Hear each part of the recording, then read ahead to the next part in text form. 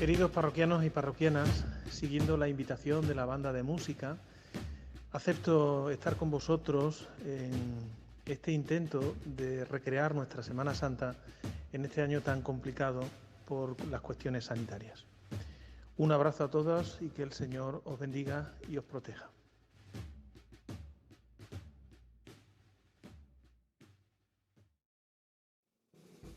Primera estación: Jesús en el huerto de Getsemaní. La hora que otras veces impidió que prendieran al Señor, ahora había llegado como las campanadas que convocan el momento de un amor extremo. Una hora interminable.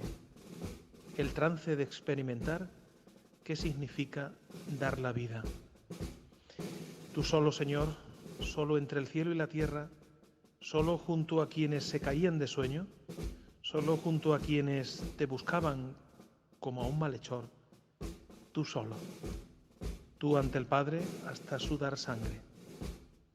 Y nos preguntamos, Señor, ¿dónde estamos nosotros en el huerto? ¿Estamos dormidos en este huerto de la vida? ¿Te buscamos como a un bandido en este huerto de la vida?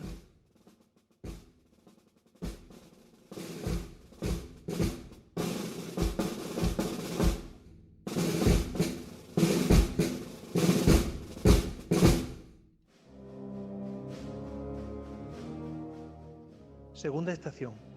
Jesús es traicionado por Judas y es arrestado. Nunca un beso manchó tanto el amor como ese beso de Judas. Judas se desengañó de Cristo porque él esperaba un Mesías guerrero. Pero Judas se desengañó de un Mesías que estaba dispuesto a vivir y a morir entre los hombres por una única causa: la gloria de su Padre Dios y la salvación de todos los hombres y mujeres. Judas no aguantó que su maestro no se plegase ante sus pretensiones guerrilleras de expulsar al romano invasor. Judas decidió entregar a quien vino a salvarnos. Qué fácil es, Señor, querer tenerte de aliado en todas nuestras guerras caseras, locales y mundiales. Cómo usamos tu nombre, Señor, tantas veces en vano. Hay tantos que te invocan y te piden bendición para hacerte cómplice, amiguete. Antes o después acabamos descubriendo que tú, Señor, no te dejas domesticar. Y entonces ensayamos el beso de la traición.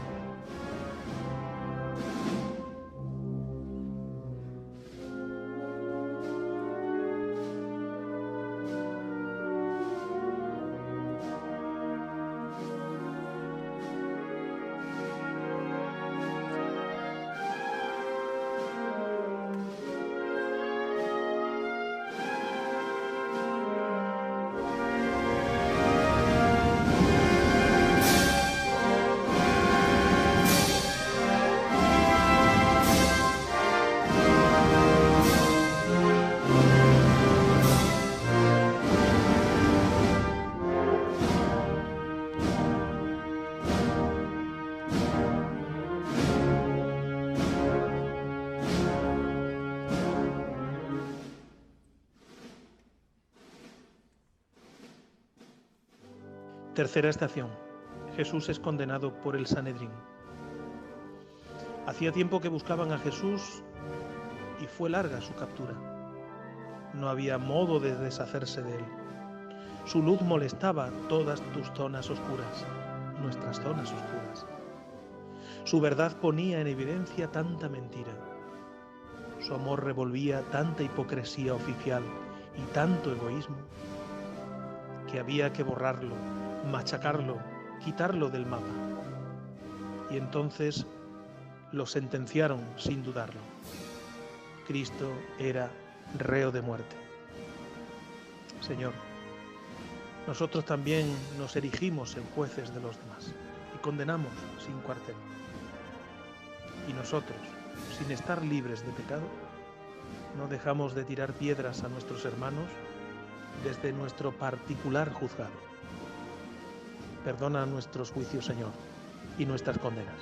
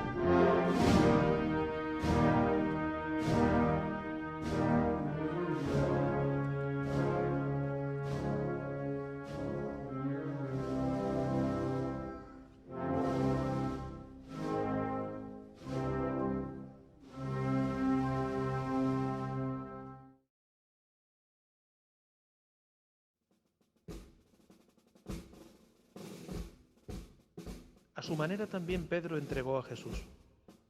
Su beso no fue como el de Judas, pero su beso tuvo otra forma, la forma de la negación. No te conozco. Aquel Pedro que estaba dispuesto a seguir a Jesús hasta donde hiciera falta. Aquel Pedro de las intimidades con Cristo, aquel Pedro valentón.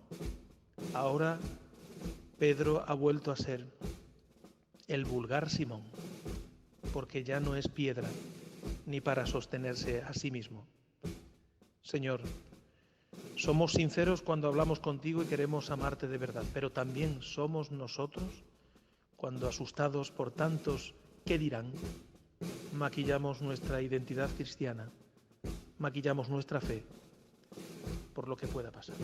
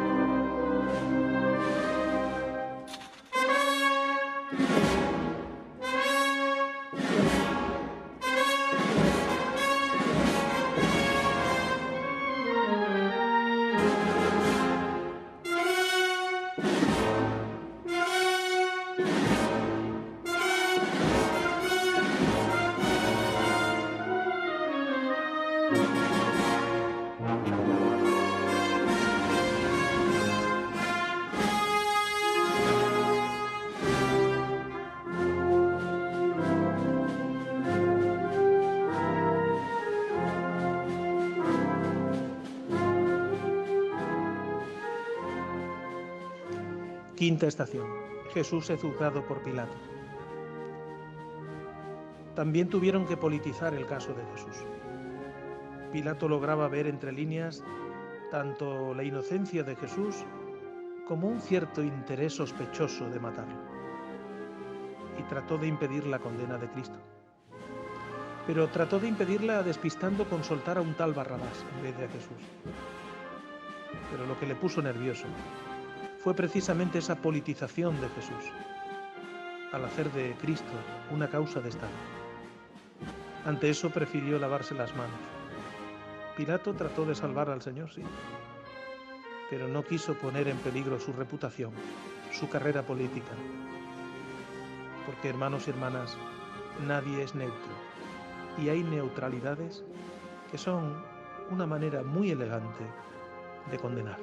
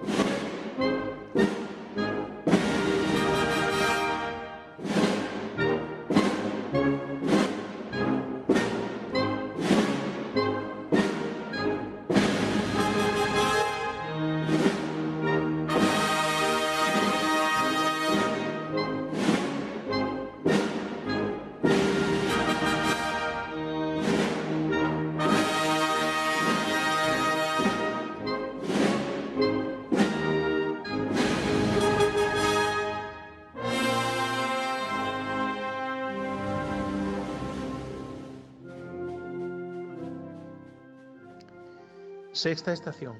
Jesús es flagelado y coronado de espinas. Pilato dio la orden de azotar a Jesús. Y disfrazaron a Cristo como un rey pelele, con su túnica, su cetro, su corona de espinas, ridiculizando, sin saberlo, el corazón de Cristo, su reino. Definitivamente aquella noche nadie sabía lo que hacía.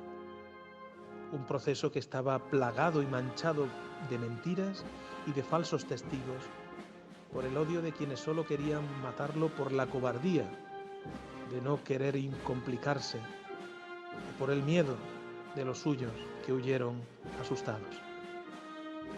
Señor, tristemente el espectáculo se prolonga en todos los aprovechamientos de abusos, en todas las represiones físicas y linchamientos morales que se hacen en el mundo.